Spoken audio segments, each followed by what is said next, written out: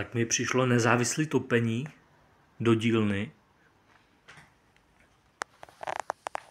Oni tady píšou 8 kW, no, tak budeme tomu věřit.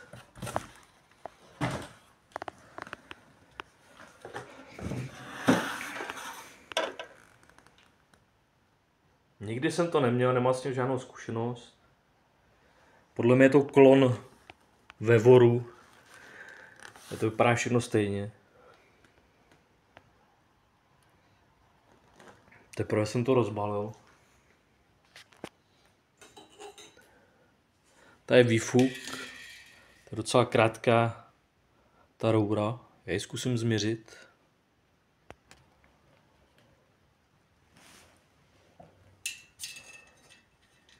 Dejme tomu 60 cm. To žádný terno není. Koukal jsem na ten tlumič.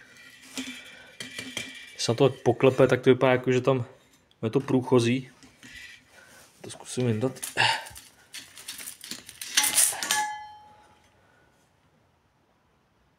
Jo, tam je normálně díra skrz.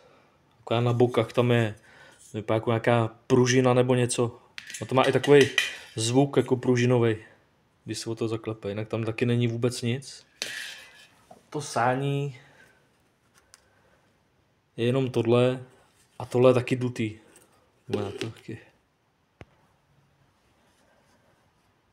Tam de facto není vůbec nic tady v tom. Jo. Jsou tam malé dírky takhle po obvodě.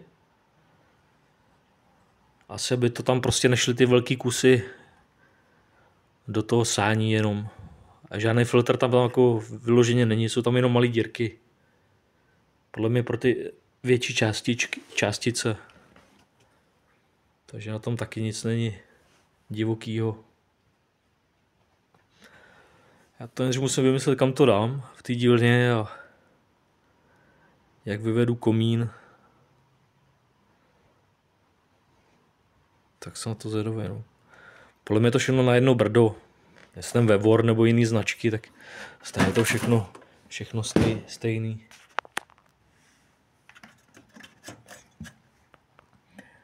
Ten hliník taky vypadá na pole takový masivní.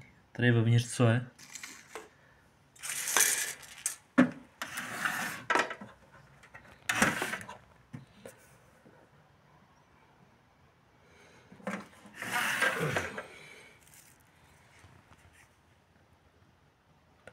Je to z Temu, jo, tak já ani nevím toho výrobce, co by to mohlo být.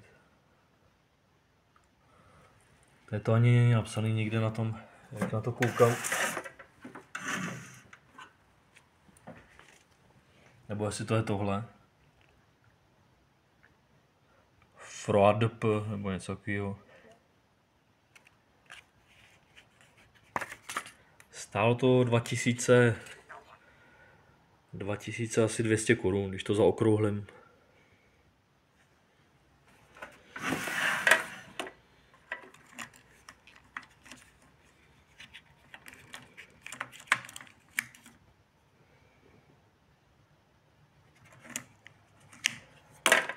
Tak člověk si má zase s čím si hrát.